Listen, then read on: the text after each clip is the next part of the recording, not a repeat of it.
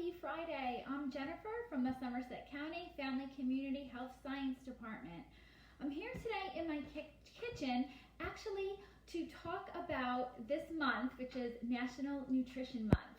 I wanted to share some helpful tips for you and your family on personalizing your plate. And that is our theme this year. And just a little history on National Nutrition Month. This is an annual campaign created by the Academy of Nutrition and Dietetics.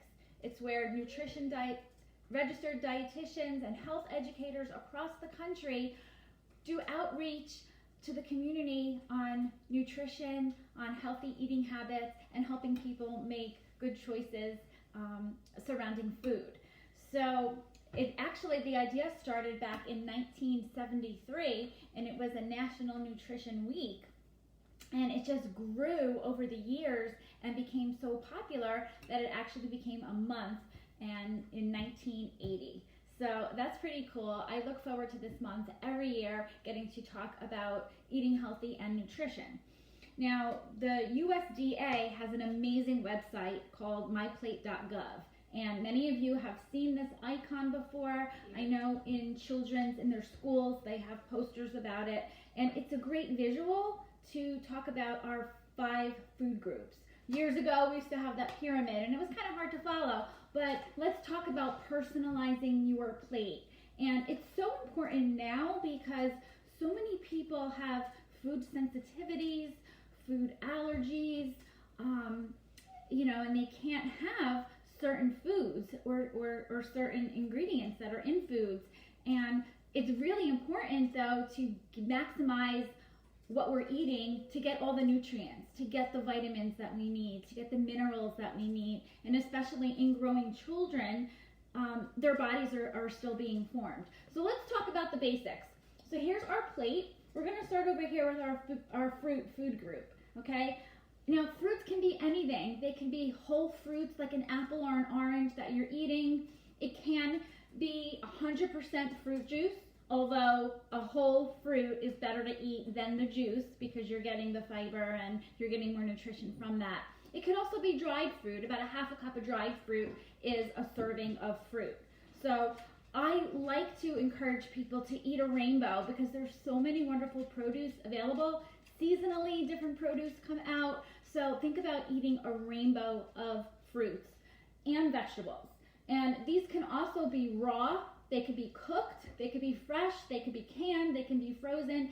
Any type of vegetable, you're still getting your vitamins and minerals and nutrients. So when you look at your plate, always think about, here's tip number 1, think about filling half your plate with fruits and vegetables.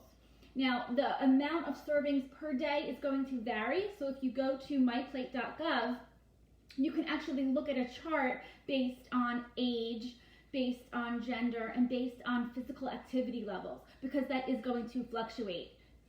So definitely check that out for your family. Then we move over here to the grains category. Good morning, Dolores. Grains, there's 2 different types of grains. We have our whole grains and we have our refined grains. And I wanted to show you this visual because some people don't realize, you always hear from, the nutrition community about eating whole grains. Oh, choose whole grains over a white bread. This is why it's so important. So here's a graphic of a grain. And grains have 3 parts. You have the bran, which is on the outer. You have the middle, which is the endosperm. And where a lot of the nutrients are located is the germ. Okay, when you eat a whole grain, okay, this is what you're getting. You're getting tons of fiber, you're getting iron, you're getting a lot of B vitamins. But when the whole grain is milled down, it's a process that makes it much finer. Okay, so they do that when they make white bread and white rice. This milling process removes the bran and removes the germ. So the only thing that's left is the endosperm, and it's removing the fiber, it's removing the vitamins and iron. They do enrich it back in. So if you read your food labels, you'll see enriched with iron, enriched in B vitamins. They cannot put fiber back in. So that's why it's so important to choose a whole grain rather than white bread or white rice. So, and I know we're talking about personalizing your plate. Some people have gluten sensitivities. Okay, the big 3 that have high gluten concentrations is wheat, rye, and barley. So if you are looking to be gluten-free, have gluten sensitivities, you want to stay away from wheat, rye, and barley. But there's a whole lot of other grains that you can have. Cornmeal, okay, that's gluten-free. Quinoa is a fantastic grain because it also has protein in it. That's a great grain. So you do have a lot of options. And eating the vegetables like potatoes, there's no gluten in that. So that's our grain category. And our protein. This is such an important food group to have because they are going to build strong muscles and bones. I always, when I teach kids, I'm like, show me your muscles. That's why it's so important to eat protein. And this can be found in so many different foods. Yes, it can be found in our meats, in our poultry, in our fish and eggs. It's also found in all the beans, nuts and seeds, and in soy products and tofu. So depending on your preference, like I said, personalizing your plate, if you are a vegetarian, okay, you can go to bean sources and soy and tofu and seeds to get that protein, which is really important. And the fifth category is our dairy, okay, another area where people have a lot of sensitivities and may not be able to tolerate cow milk.